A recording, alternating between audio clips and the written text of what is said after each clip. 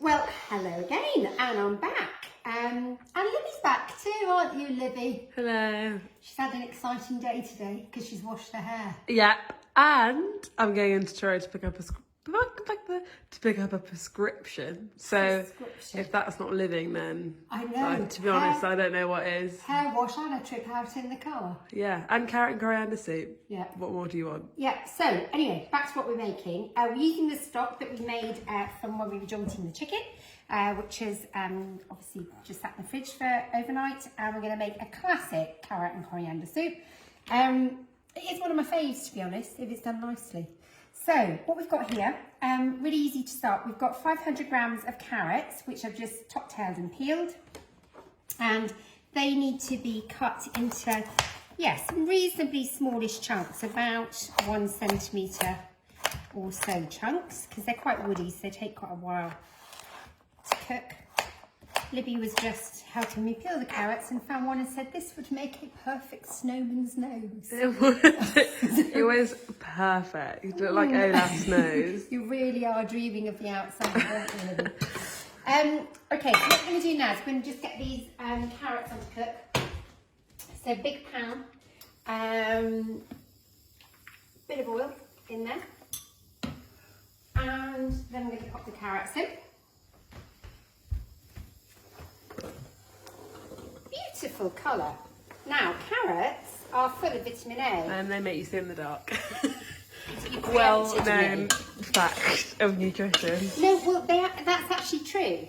Well, if your granny said to you, or me in your case, make sure you eat carrots to help you eat in the dark. Eat in the dark? See in the dark. Shouldn't be seen in the dark. True because they're full of vitamin A.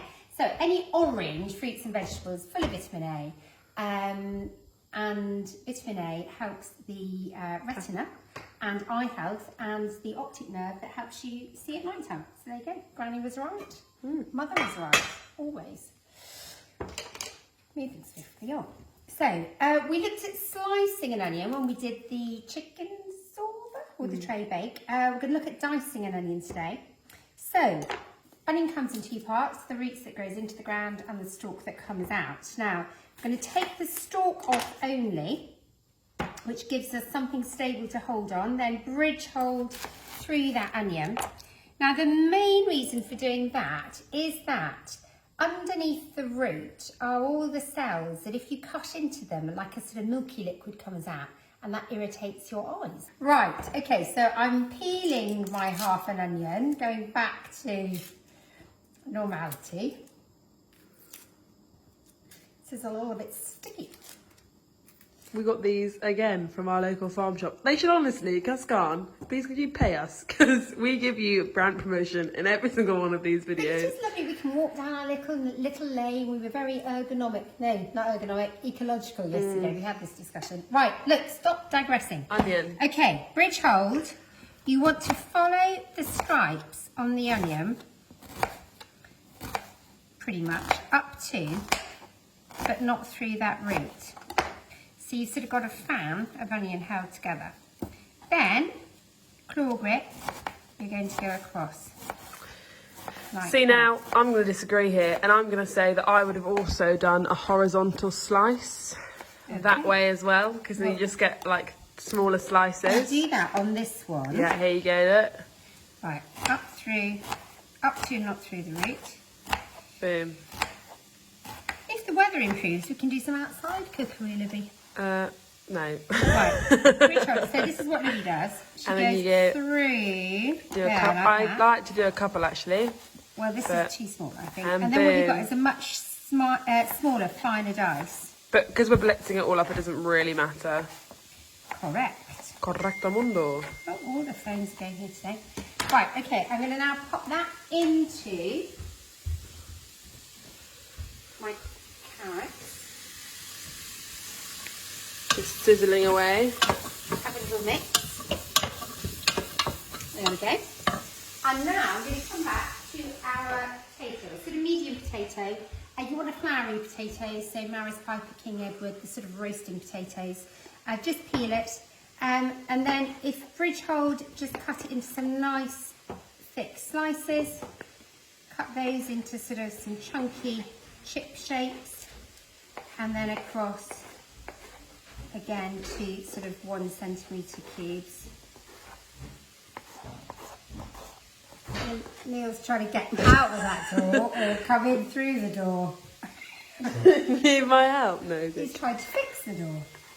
That door is blooming annoying.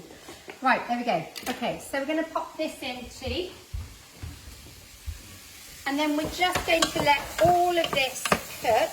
Putting some salt and pepper in at this stage because it's really important to put the seasoning in stages as you go. How long are we cooking this for then? So we want about 5 to 10 minutes just to sort of start to soften it, but you do want to keep stirring because we don't want it to colour.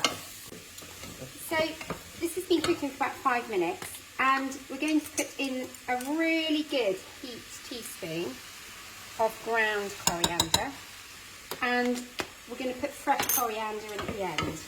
So with any sort of Indian type spices, it's important to cook it out because you bring the flavour out. Oh, that's a bit of an escaped potato. So right, I got it. So let's pop it in the bin. It's not a 2-second rule. If we weren't on film, that would have gone back in the pan. What happens at home stays at home. She's getting very grumpy. I'm not. Right. Now we're going to take the stock without spilling this on. Oh, careful, Mum. Careful. Don't make me laugh. Okay. Right, and all this is going in. All our beautiful, lovingly made stock. Which means I can't eat this. But if you were a vegan/vegetarian, you could just use vegetable stock. Could you talk a bit quicker?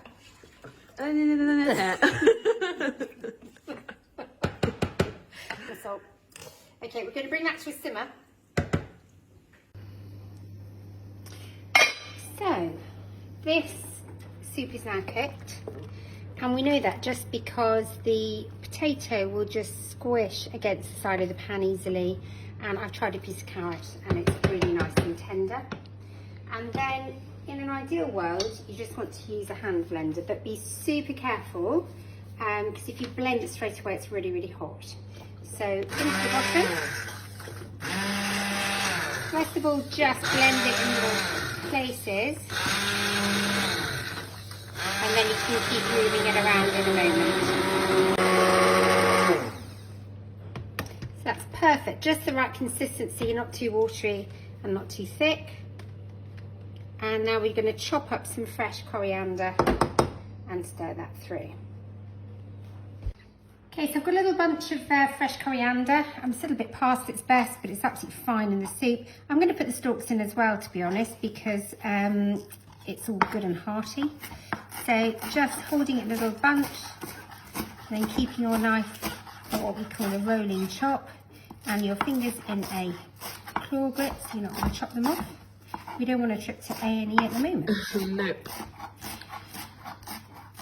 Really does smell lovely. Not my favourite herb, coriander, but has its place. Yeah, like you do. I don't like it when it's there unnecessarily. No, I like it in a curry, good curry. Then a bit of cross chopping. We want this to be really quite fine. So pile it on itself and then chop across. Okay, you can stop. And then very last thing, we're just going to mix that all through.